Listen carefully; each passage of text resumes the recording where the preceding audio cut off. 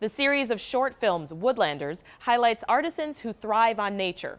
Hudson Valley-based filmmaker Katsa Bustikaris came to Rochester to feature local furniture makers David and Cara Dow. His short film takes on a journey into the life and work of these local artisans.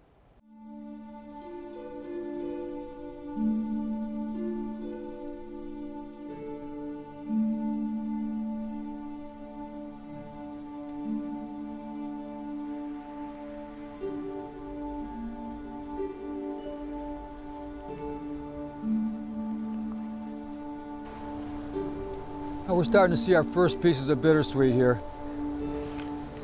Right here. Now a lot of this stuff is pretty old, and a lot of this stuff has been cut, either by us or by somebody else. So when in this park, because the vines, a lot of people realize it's a problem with the vines climbing these trees and strangling them, competing for the light. So, you can start to see some of this stuff, how it gets on a tree, it finds a host tree, and then it'll climb. One account I was reading the other day, and it said it climbs up to 66 feet. I'm going 66 feet, well, why not 67 feet, This was an area where there was it was loaded. And you can still see it. I mean, we didn't take this. This might be something I take pretty soon because this has a lot of nice contour bends and curves. So it's good for some of the stuff we've got in mind to make. This is a hickory, this is a shagbark hickory. Yeah. We got to free that one of these days. But you can see how look how it girdles that and climbs that. Uses the host tree as its trellis. See, this is old. This is when it was cut. So I called the town of Brighton, explained to them that I was a crafter and that I'd be glad to cut vines, and that I would use some of the vines in some of the things we make. And they said great, and so they sent me forms for their insurance so that they have our names on file, so there's no problems with that. And so now we have full rights to come in here and cut vines. Our main reason for not coming and cutting all of the big stuff all at once is that we don't have a big pole barn to store stuff in. I wish we did, but for our purposes, it's kind of like, it's kind of a shame because for the invasive qualities, you don't want to leave it on trees, but at the same time, we can't store stuff and keep it indoors for our purposes and work it fast enough. This is where it starts. It's just a blanket over everything. Yeah, it is a blanket. It's a good way to put it. And here the berries are coming out. The yellow husks exterior shows that it's oriental. An American bittersweet has orange exterior. This little hickory tree doesn't have much of a chance. Huh? Look at the hickory in there.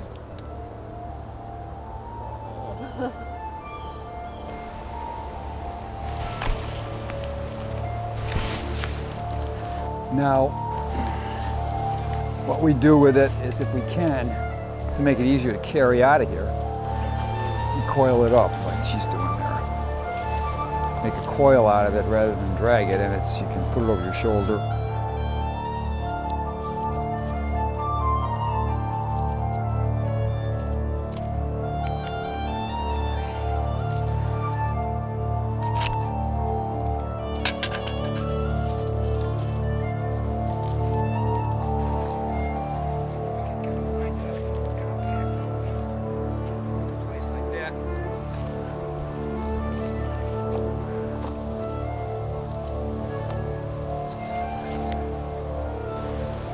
What are those leaves up there? Oh, it's all bittersweet leaves. Yeah. There's no tree. No, you're right. But there's so much foliage up there. I just was trying to.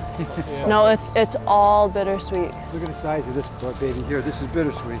These giants, there was a giant like this over on the other side of the park, but then they pop up. And I wish I'd love to know how old, like how long this vine has been here, and how long it took to completely kill this tree.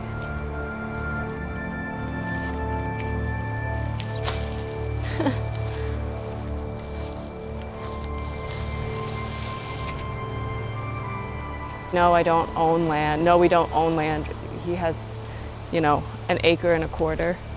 And we're not in forests, but there are little pockets everywhere. And there's so much just in not very much space. This is a pretty wild vine. The pockets of woods that are tucked away, like in these urban and suburban areas, kind of get just ignored. Yeah, because nobody cares, like nobody takes care of them. Not really. I mean, you know, the Adirondacks have so many people who go there specifically to preserve it. And it's funny because the climate there, I feel like, helps keep so many things in check, but it's also kind of fun that even in suburbia and urban environments, there's these pockets of just wild jungle. And there's so much to observe and watch and learn. There's no excuse not to.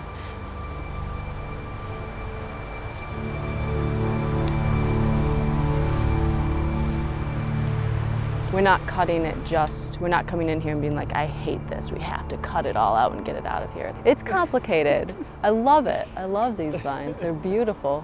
And I definitely, like those old ones, if somebody cut it and I didn't find it and it rotted and then I came across it and it was this big, beautiful, ancient old vine that had rotted and then was just useless, that would bum me out so much. I made one 2 years ago. You would have to tilt it one way or the other for it to be comfortable. Yeah. I think I'd want this to be the back, and this would end up becoming a front leg, and then you'd have to have something else be the back leg on this side, and you tilt it.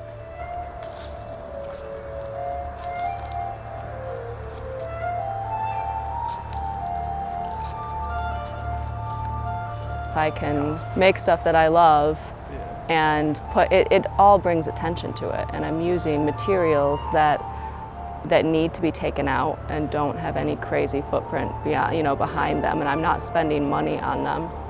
So it feels more conscionable to me.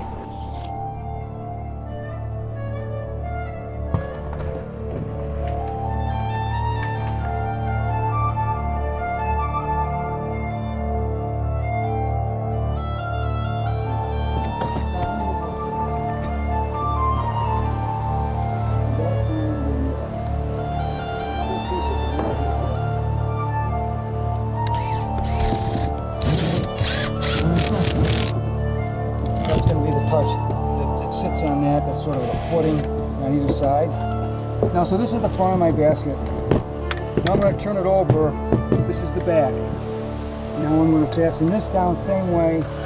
Drill a little hole, and then I'm putting a 1 5/8 exterior. You know, we don't do any steam bending or anything with this, but we do a little bit of force flexing. When I get it in the shape I like, I'm just going to set it in between, right in that frame like that. And the same thing on the other side. Front area here. Try to make that somewhat decorative. You just get enough piece? No, I thought there was... Actually, this was, it did 100, and then I had to do another 50. That, I find that motivational, you know, it's like... Check them off and when ready. I'm usually the speed demon. Cars quality control. Quality control.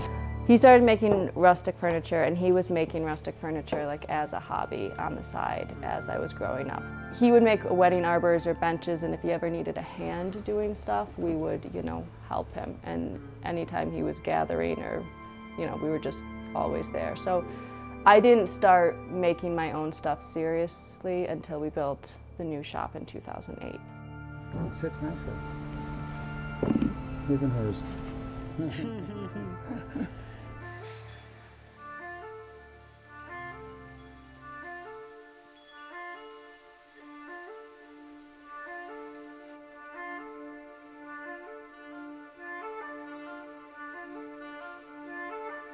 But this is where I'm storing, this is dried bittersweet.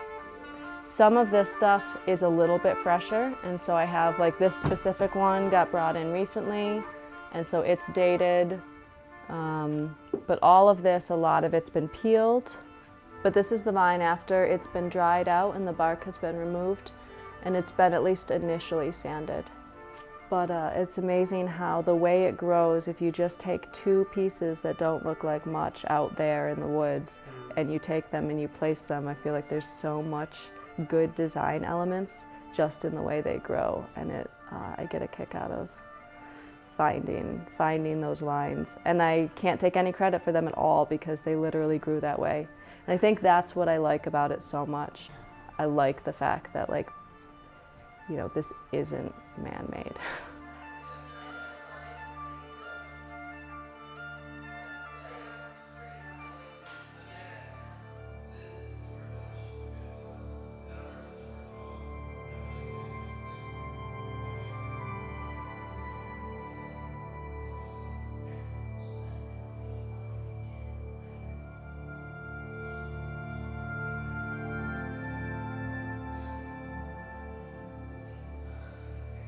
Like, there are so many materials around us. When you grow up playing, you know, you're playing on these vines, and then just little by little you become more aware of, like, the bigger picture and what's really going on. And so now it feels way more special to make stuff out of these vines.